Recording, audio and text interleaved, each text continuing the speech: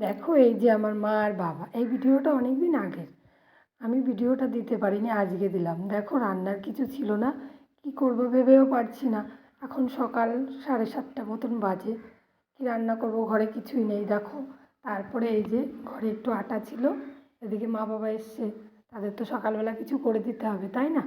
তারপরে দেখো এই যে পেঁয়াজ লঙ্কা একটু চিনি একটা ডিম দিয়ে এরকম রুটি বানিয়েছে। তারপরে দেখো আমার বরমশাই বাড়িতে কী কী নিয়ে এসছে, এদিকে চিংড়ি মাছ এনেছে, এদিকে ইলিশ মাছ এনেছে, এদিকে ভোলা মাছ এনেছে। আর ওই মাছটা কি বলে সেটা ঠিক আমি জানি না, অনেকে পাবদা মাছ বলে। যাই হোক, ওই মাছটার নাম কি, কেউ যদি জেনে থাকো আমাকে একটু কমেন্ট করে বলো। আর এই মাছ দিয়ে কে কী রেসিপি রান্না করো সেটাও আমাকে একটু কমেন্ট করে বলো, কারণ অনেকে অনেক ধরনেরভাবে রান্না করে তো।